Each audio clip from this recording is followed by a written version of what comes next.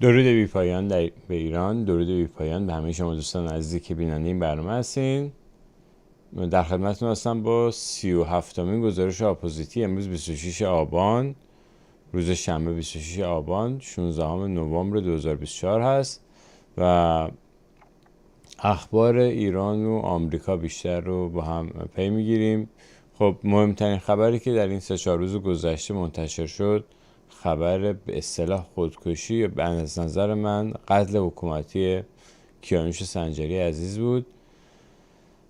من قبل از این که بخوام راجع به این سناریویی که چیده شد برای کیانوش یعنی دارن منتشر میکنن و از طریق نهادهای امنیتی و رسانه‌های بزرگ داره به اصطلاح هول داده میشه که این سناریو رو مردم باور کنن، قبل از اینکه راجع به این صحبت کنم میخوام راجع به خود کیانوش یه مطالبی خدمتتون عرض کنم. من خب اینجا با هم همکار بودیم مدتی صدای آمریکا، رابطه دوستی دورادوری با هم داشتیم و شناختی که من از کیانوش داشتم یک پسر شجاع و رک و به شدت ایران دوست و روی پرنسیپاش می ایستاد، یعنی روی اون چارچوبی که برای خودش داشت وای می ایستاد. خیلی هم رک و بی پرده حرفشو می زد، نه باج میداد نه باج می گرفت و خیلی شجاع بود.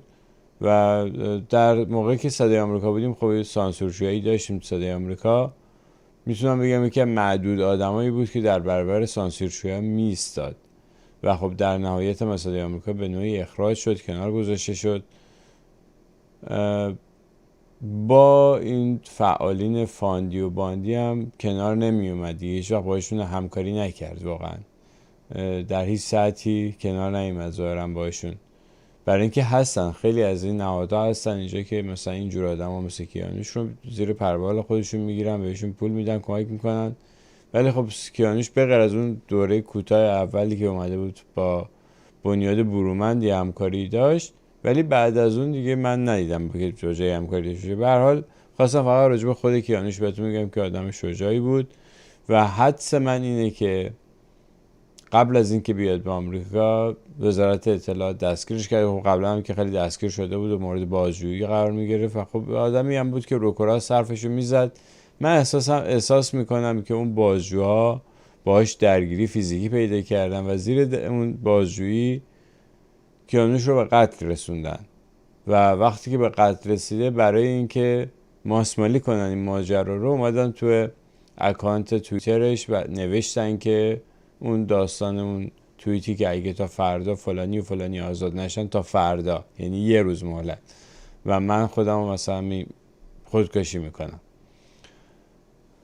و این خب یه ایرادی که همینجا هست این هستش که خب اگه یه کسی واقعا تصمیم خودکشی داشته باشه از خودش ویدیو میگیره، هیچ وقت نمیاد توییت بزنه، اونم یه روز فرصت بده، مثلا نمیگه یه هفته دیگه، 2 روز دیگه، 4 روز دیگه، نه میگه یه روز، فردا. و بعدم خب اون صحنه سازی که اونجا شده بود، به هر حال کسی که خودش از روی ارتفاعی میندازه پایین و کشته میشه قطعا سرش به جایی میخوره تا کشته، مخصوصا ارتفاعی مثلا یه ساختمون 3-4 طبقه.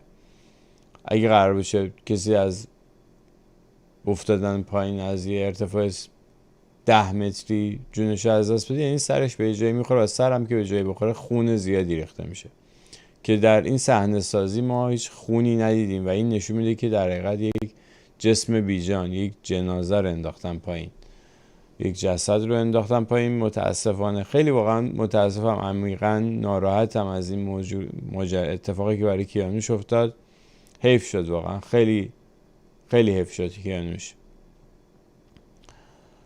نمیدونم دیگه بهتره چیزی نگم بیشتر از این. فقط به نظر من این سناریو خودکشی هیچ جوری برای من یکی قابل قبول نیست، به همین دلیلی که خدمتون گفتم. و امیدوارم به هر حال روزی، امیدوارم که مطمئنم که حقیقت بیرون میاد، مشخص میشه، حتی اون قاتلش اسمش منتشر خواهد شد، مشخص خواهد شد که چه کسی کیانوش رو به قتل رسونده، چه کسانی کیانوش رو به قتل رسوندن و رسوا خواهند شد. یعنی من میبینم روزی که این آدما جلو دادگاه حقیقتی یا روی دادگاه عمومی نشستن و دارن محاکمه میشن و باید جواب پس بدن. واقعا بس کنید.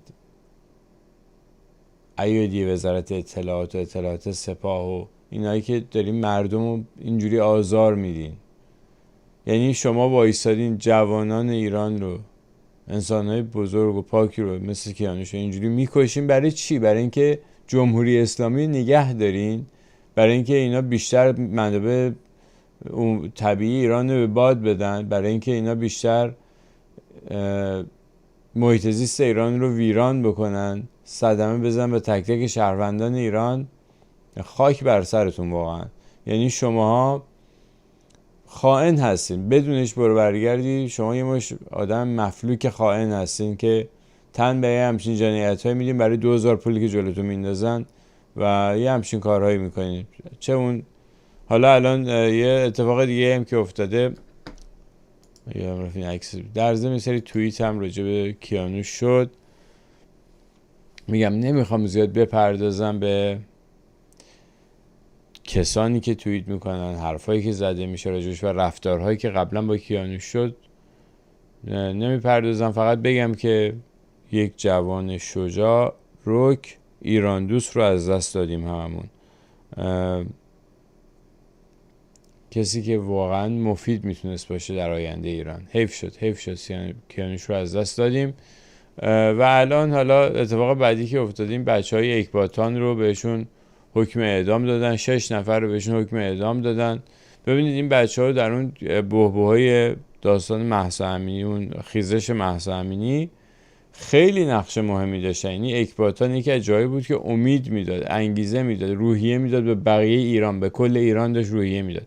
یعنی جا داره که الان تمام فعالین چه داخل چه خارج کنار این بچه‌ها بایستن و جمهوری اسلامی رو وادار کنن که این حکم مسخره رو برگردونه.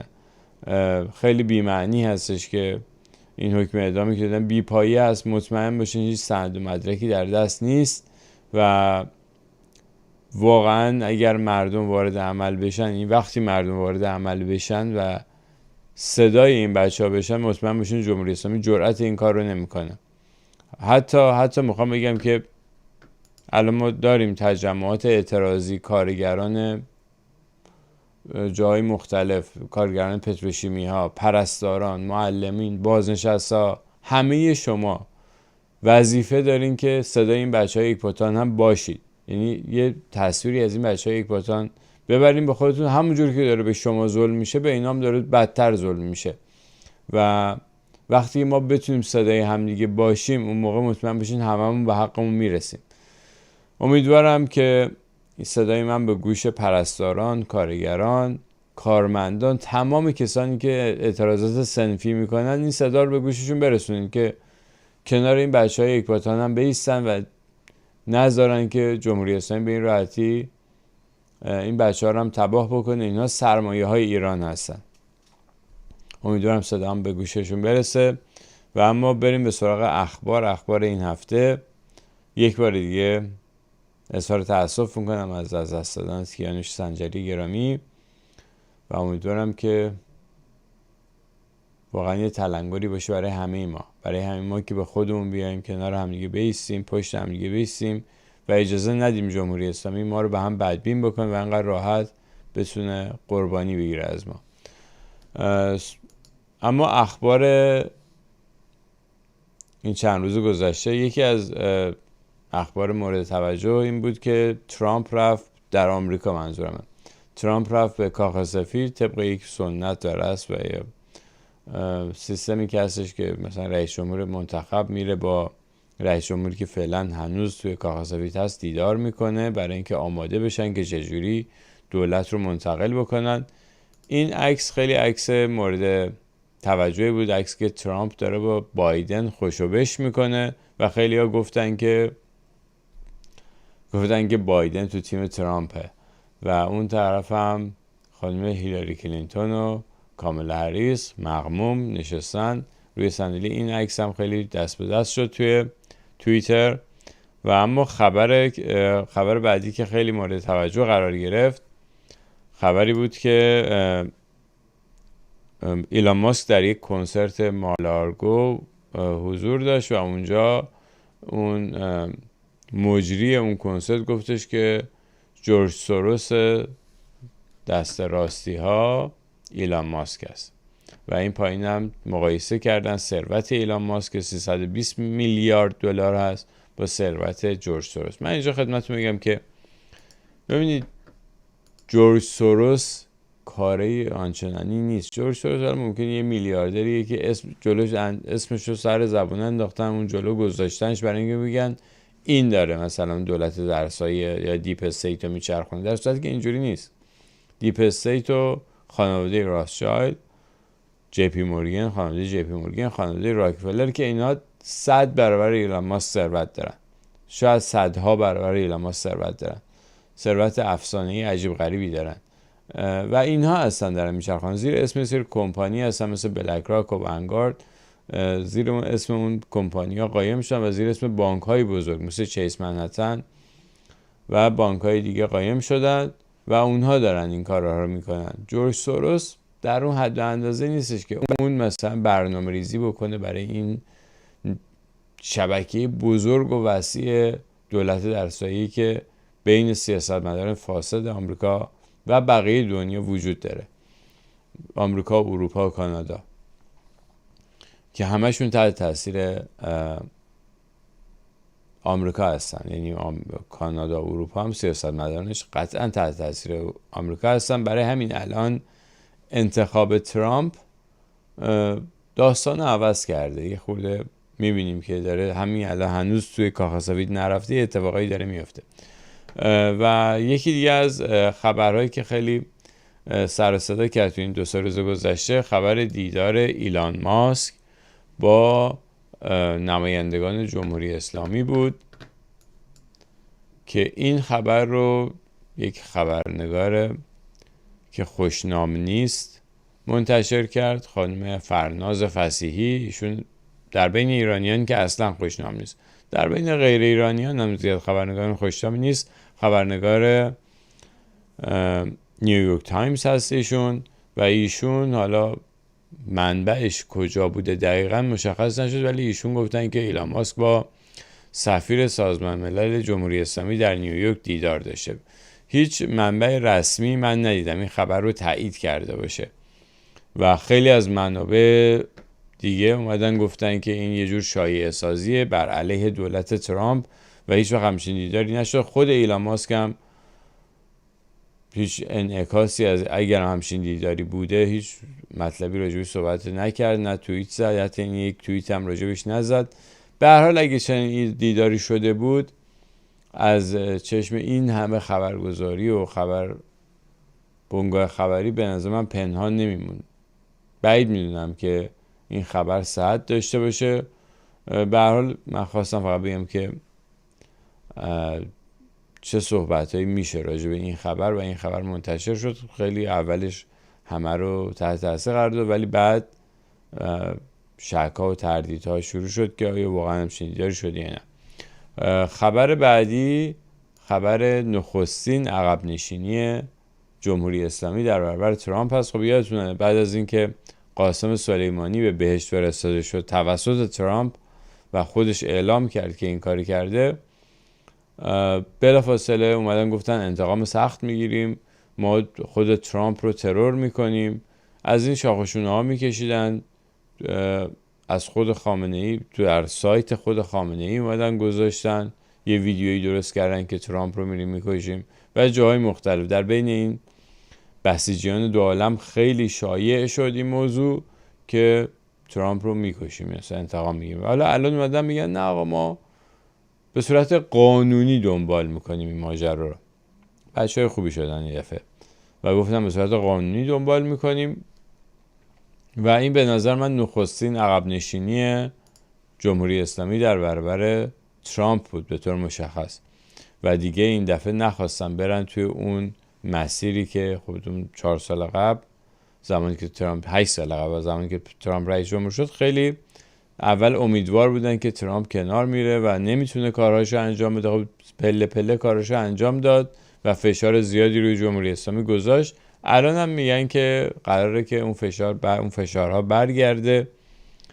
همه منتظرن و حتی خود جمهوری اسلامی هم به نوعی منتظر برگشتن اون فشارها هست. فشارهایی هستش که الان جمهوری اسلامی خب اوضاعش هم خرابتر از قبل هست و خیزش مهسا امینی رو داشتیم 2 سال پیش که خیلی چالش برانگیز بود برای جمهوری اسلامی و این هستش که به هر حال اوضاع فرق کرده. اینه که جمهوری اسلامی اومده از همین الان عقب نشینی ها رو داره، نشانه ها رو نشون میده. یکیش همین اعلام این بود که خب دیگه نمیخوان ترامپ رو ترور کنن و میخوان قانونی دنبال بکنن و یکی دیگه هم این هستش که رئیس انرژی هسته‌ای سازمان انرژی هسته‌ای در تهران با آقای عراقچی وزیر خارجه جمهوری اسلامی دیدار داشته و اونجا آقای عراقچی گفتش که ما آماده ایم برای اینکه بریم 2 مرتبه مذاکرات هسته‌ای رو از سر بگیریم و در ضمن راجع به این تهدید ترامپ خواستم بگم که دیگه تهدید فرماندهان سپاه هم خبری ازشون نیستش که بیان شاخشونه بکشن، خط و نشون بکشن. در ضمن یه خبر دیگه هم که منتشر شد می‌بینی که در این 2 روز گذشته اومدن در سوریه اسرائیل چند تا حمله داشت در دمشق. بعضی گفتن اصلا جایی که لاریجانی بوده رو زدن و از این صحبت شایعات اینجوری هم شد. ولی واکنش جمهوری اسلامی نسبت به حمله به سوریه این دفعه این بود که محکوم کردن اسرائیل رو و یعنی سخنگوی وزارت خارجه محکوم کرد.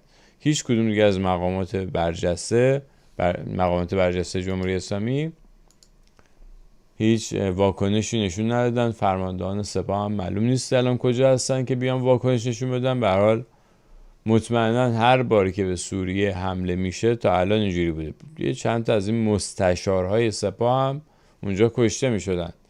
ممکنه تو این حملات هم کشته شده باشن قاعدتا طبق اون رویه‌های قبلی. الان هم احتمالاً یه چند تا سپاهی یا چند تا حزب الله لبنانی هم کشته شدن که اینا به نوعی ارتش دوم جمهوری اسلامی هستن، همون سپاه قدسی هستن و این بار ندیده گرفت، فقط همین محکوم کردن زبانی و زیادم بهش نپرداختن.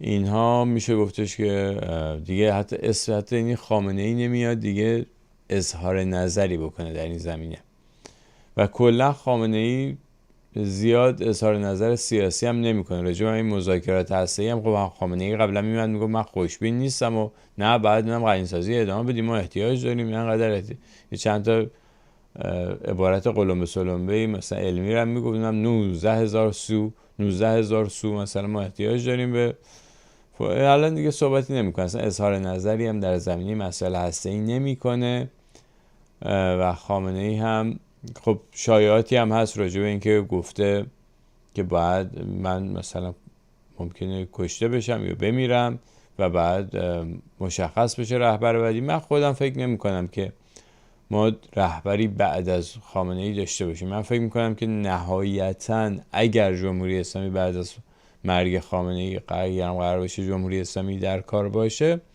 به شورای رهبری بسنده بشه و شورای رهبری هم اشکالش این هست برای جمهوری اسلامی که این تمام این رهبری حالا اسم خامنه‌ای که ولی فقیه هست و مثلا یه نقشی داره در سیاست جمهوری در قدرت سیاسی، اما مهمتر از اون امپراتوری مالی هستش که دست خامنه‌ای و خانواده خامنه‌ایه. صحبت صدها میلیارد دلار ثروته که یا مستقیما در دستشونه مثل بنیاد مستضعفان و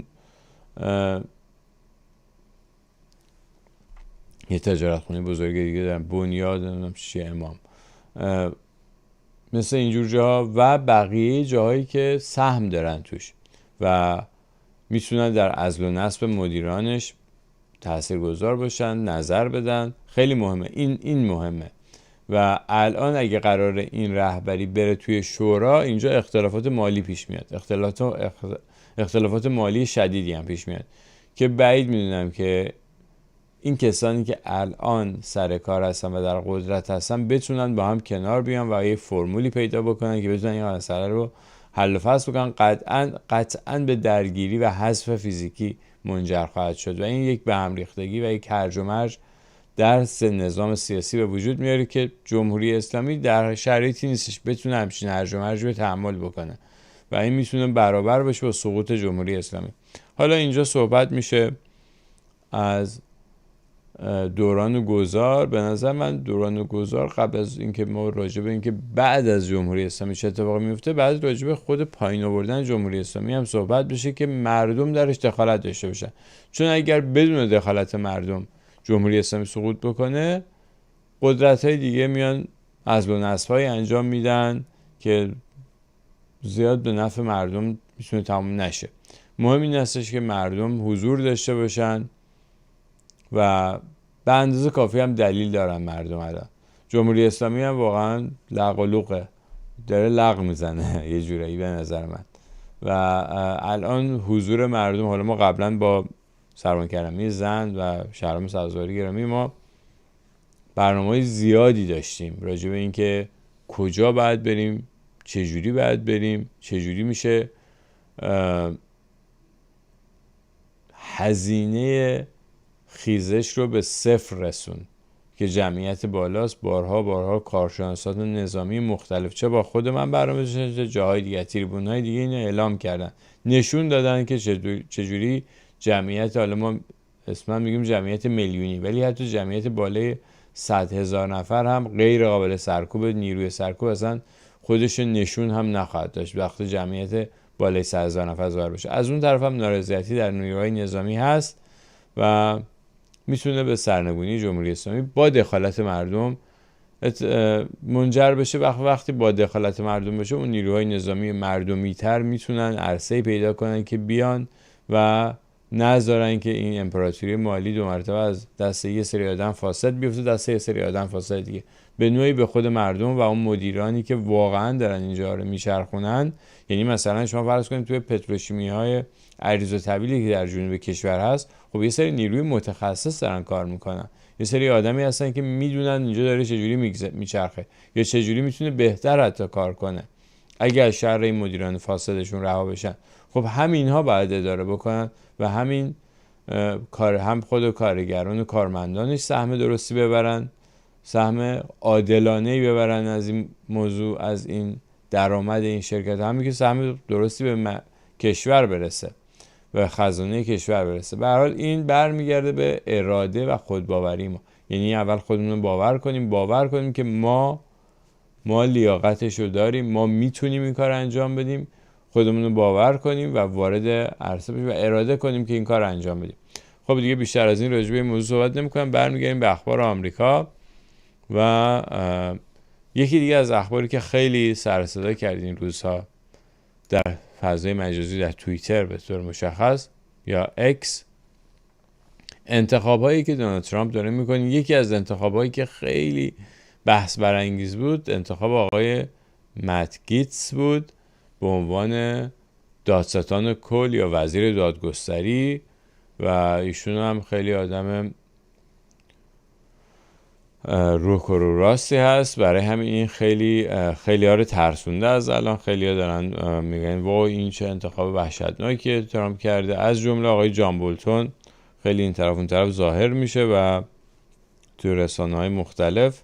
حالا جالب همین رسانه‌هایی که قبلا 24 ساعته جان بولتون رو نقد میکردن به عنوان دست راستی، حالا الان شدن تریبون جان بولتون برای اینکه جان بولتون بگه که چقدر این انتخاب بدی بوده. در مقابل از اون بر سیاستمدارانی هم هستن که تایید میکنن این انتخابات رو، این انتخاب، یعنی این انتخاب هایی که دونالد ترامپ انجام میده، مثل همین آقای مت گیتس.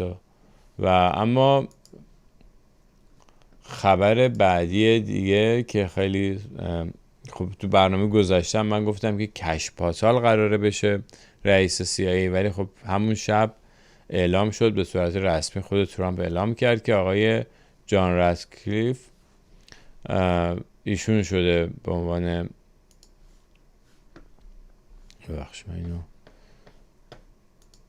ایشون رو به عنوان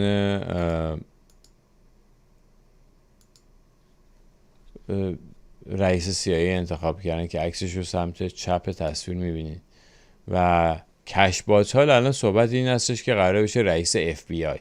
به هر حال مهم هست این FBI و CIA. خب کشبات ها خیلی بیشتر از اون آقای رادکلیف اومده صحبت کرده و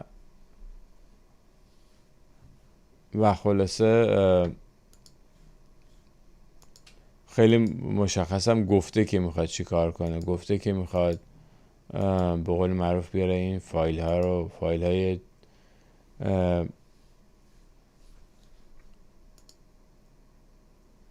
آقای جان رادکلیف. ایشون زیاد من خودم ویدیویی ازش ندیدم، ولی ایشون شدن رئیس CIA. کشف هم که گفته این فایل های کلاسیفاید میخواد دی کلاسیفاید بکنه. خیلی مهم هست به نظرم. و اما خبر بعدی راجب همین انتخاب مت گیتس خیلی اما اگرهای زیادی مطرح شده و خیلی هم با عنوانهای مختلف در دو سه روز گذشته در توییتر شاید صدها هزار توییت شده راجبش و خیلی راجب همین صحبت‌های جان بولتون اینا صحبت شده. بعضیا مسخره کردن جان بولتون رو، بعضیا هم تایید کردن حرفشو. و انتخاب بعدی و مهم دیگه که کرده ترامپ انتخاب آقای مارکو روبیو، سناتور ایالت فلوریدا، به عنوان وزیر خارجه هست و این هم خیلی بحث برانگیز بوده. یکی از اتفاقاتی که در ادامه این اتفاق افتاده، خانم لارا ترامپ، ایشون عروس دونالد ترامپ هست، یعنی همسر پسر سوم ترامپ هست، همسر اریک ترامپ هست و صحبت شده که ایشون قراره بشن، خانم لارا ترامپ قراره بشن سناتور، چون سناتور فلوریدا وقتی بشه وزیر خارجه خب سناتور نداره فلوریدا، بنابراین یک کس دیگر رو گاورنر یعنی فرماندار فلوریدا باید انتخاب بکنه دیگه، از تو صندوق رای در میاد مستقیم وقتی که اینجوری جابجا میشه. و صحبت این هستش که خانم لارا ترامپ که گفتم عروس دونالد ترامپ هست انتخاب بشه. حالا ببینیم چی میشه دیگه، ببینیم که خانم لارا یعنی عروس دونالد ترامپ هم وارد عرصه سیاست میشه. در این در سطح سناتوریشون تهیه کننده برنامه‌های تلویزیونی بودن قبلا و در همین کمپین انتخاباتی دونالد ترامپ فعالیت داشتن. تا اونجایی که من تحقیق کردم شغل سیاسی نداشتن و اینم اتفاق جالبی هستش دیگه. نشون داده میشه که این سناتورها و کانگرسمن های کانگرسومن ها یا نمایندگان مجلس خیلی کار عجیب غریب پیچیده‌ای هم انجام نمیدن. آدمای تحصیل کرده دیگه هم که قبل هیچ وقت هم در سیاست نبودن، گاورنر نبودن، یه شغل سیاسی نداشتن، میتونن این کارها رو انجام بدن و سالم شاید هم جواب بهتری بده. یکی دیگه از انتخابای خیلی بحث برانگیز و سر و صدا کن انتخاب خانم تولسی گابرد بود به دایرکتور نشنال سکیوریتی نشنال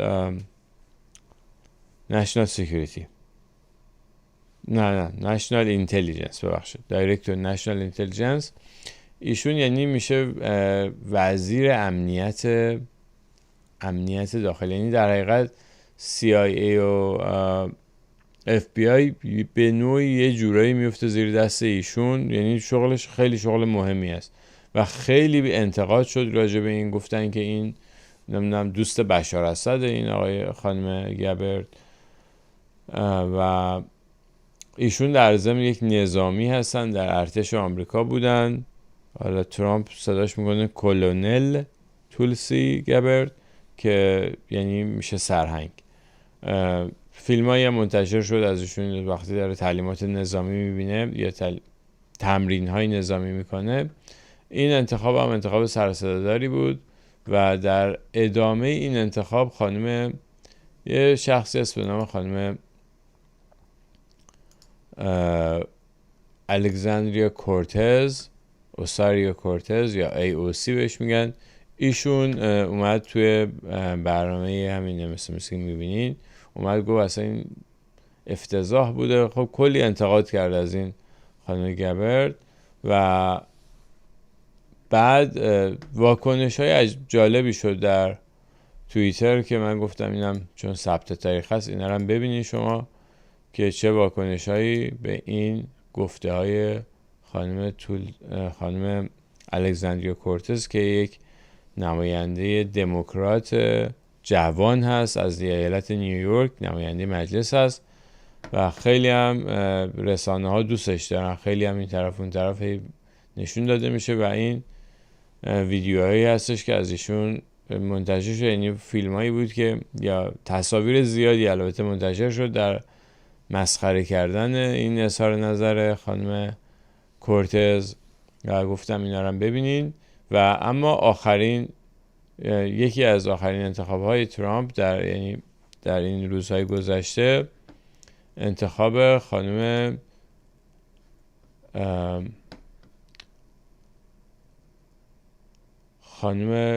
کارلاین لاتیف بود به عنوان سخنگوی کاخ سفید. خب خانم کارلاین لاتیف ایشون حالا الان به اصطلاح انتقادی که به ترامپ میشه اینه که این خانوم یک ستاره تیک تاکی هست، اصلا این هیچ کار است ولی یه دونه مصاحبه داشت در همین روزهای گذشته با ABC و اونجا خیلی روون و خیلی مسلط صحبت کرد. من گوش کردم به این مصاحبهش و دیدم که خیلی روون و مسلط صحبت کرد و در ضمن این هم یه توییتی بود که نظر من جلب کرد. گفتن که آپگرید خیلی خوبی شده کاخ سفید از اون خانم سمت چپی به خانم سمت راستی به عنوان سخنگوی کاخ سفید و این هم به نظرم موضوع جالبی بود، ما نمک بود. و آخرین خبر خب انتخاب رابرت کندی به عنوان وزیر سلامت آمریکا بود که این هم به هر حال یه چیز قابل پیش بینی بود، میدونستن همه منتظر بودن که این روز اول از همه اصلا اعلام بکنه، ولی خب به هر حال این هم به صورت رسمی اعلام کرد ترامپ که رابرت کندی خیلی هم تهدید کرده این شرکت‌های دارویی و غذا و دارویی رو کلا که چقدر فساد هست و حتی نهادهای دولتی که به این شرکت‌ها اجازه دادن این کار بکنن، این فساد FDA یا Food and Drug Administration که همش مربوط میشه به همین سلامت خیلی گسترده است. یعنی میتونم بهتون میگم که اصلا کمتر از فساد اسلحه سازا و اسلحه فروشا نیست، کمتر از بودجهش هم کمتر از بودجه پنتاگون نیست.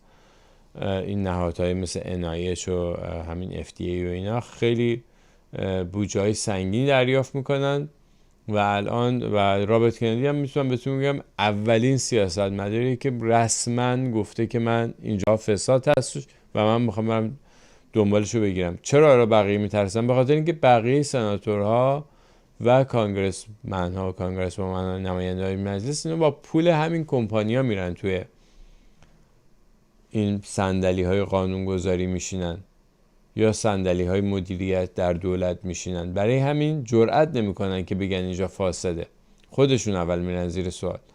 حالا رابرت کندی هم خانواده ثروتمندی داره، همین که از قدیم در سیاست بوده، همین که انسان خوبی است به نظر من و خواسته جلوی این قضیه رو بگیره. خیلی ها هستن که خبر دارن از این اتفاق ولی جرئت نمی‌کنن کاری انجام بدن، این کاری از دستشون بر نمیاد. این اولین بار هستش که یه سیاستمدار آمریکایی پیدا شده که رسما داره میگه که این غذاهایی که مردم میدین سمی هست، آلوده هست و این غذاها رو، این خوراک حتی در کشورهای اروپایی، حتی در آمریکای جنوبی هم به مردمشون نمیخورونن که تو آمریکا دارن این کارو میکنن.